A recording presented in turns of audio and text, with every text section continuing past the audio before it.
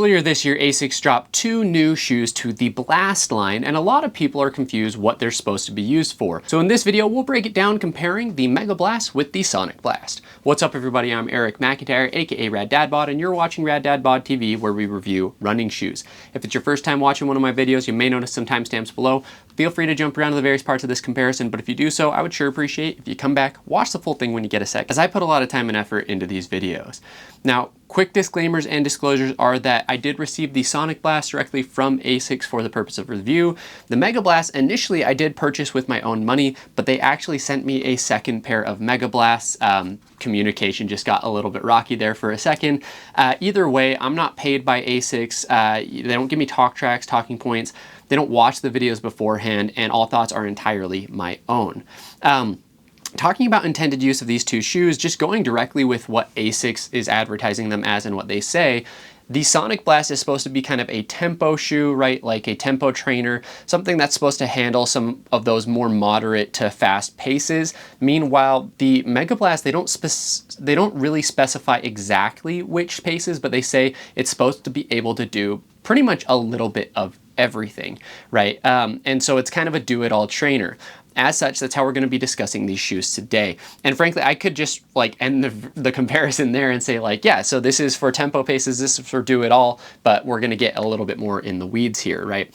From a price perspective, the Sonicblast comes in at $180. That's pretty typical. That's on par thinking of like the Mach X line, the Endorphin Speed line. Then the Megablast 2 comes in at $225, and if I'm being honest, for a do-it-all trainer, even like a premium trainer, there's not a lot of comparisons for that. Like the shoes that I can think of that maybe fit in that category are gonna be like the Brooks Glycerin Max, where it was kind of like a premium trainer, premium max cushion trainer, maybe the Pegasus Premium, kind of same thing. So really it fits in that premium trainer category where it's probably overpriced for its overall functionality, but frankly, it's sold out with a lot of people, and it's a lot of people's shoe of the year. And so the do-it-all functionality works really, really well for it. And anyway, moving to the specs, the Sonicblast comes in at 9 ounces, which is 255 grams. The Megablast comes in at 7.8 ounces, 221. So it's a good amount lighter overall,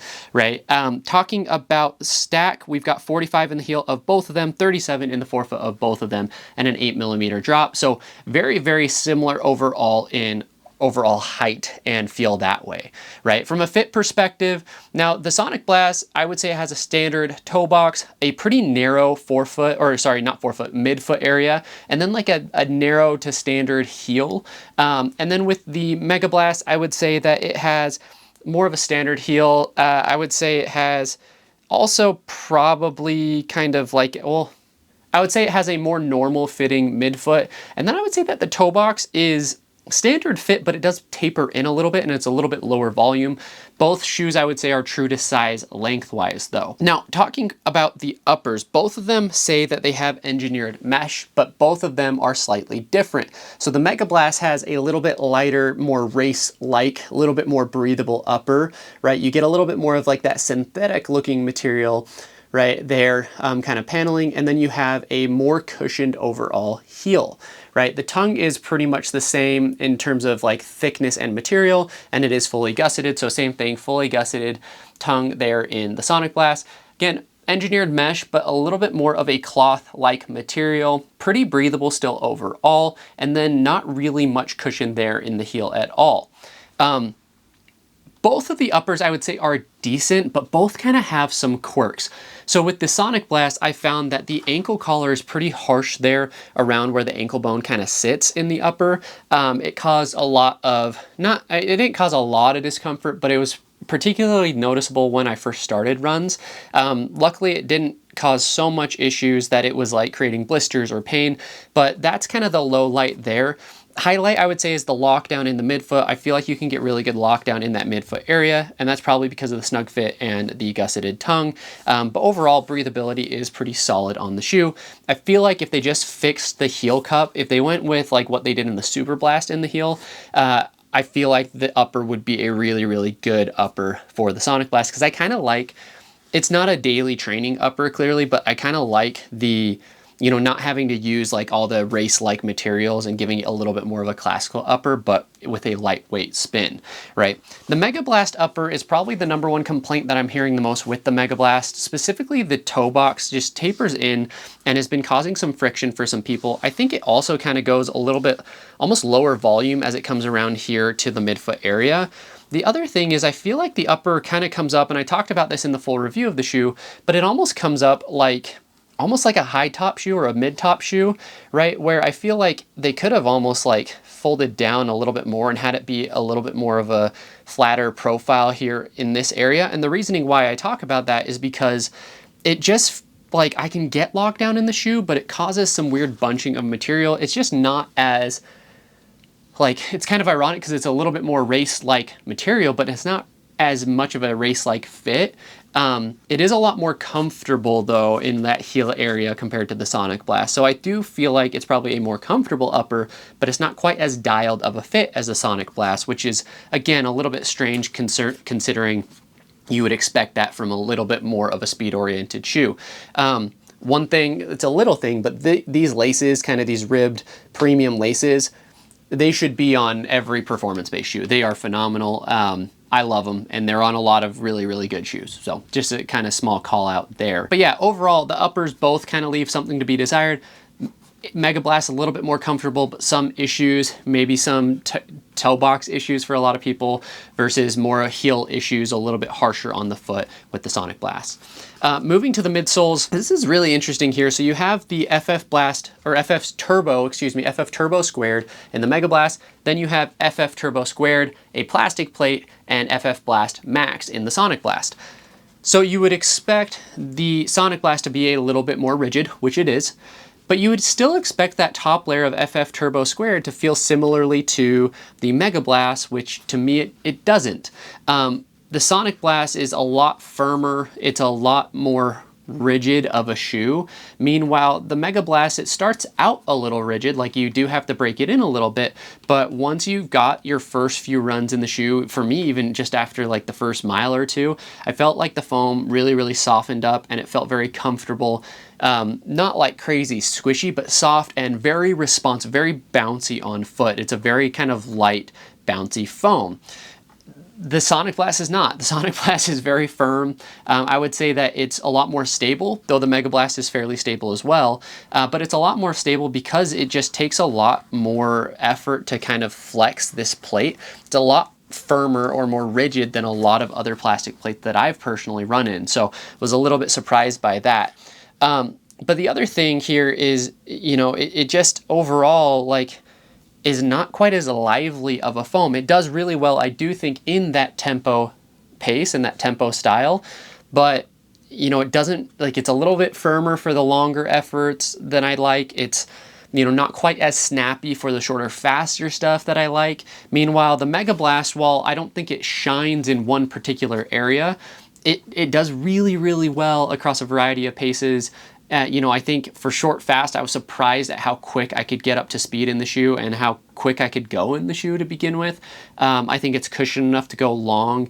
It's comfortable, right? So it really is a do-it-all shoe. Meanwhile, the Sonicblast, frankly, I can't really figure out where it fits best for me, but it's definitely like a firmer overall option and a lot more stable. So if you want a speed trainer that is more stable, that's what you're going to get kind of with the Sonicblast.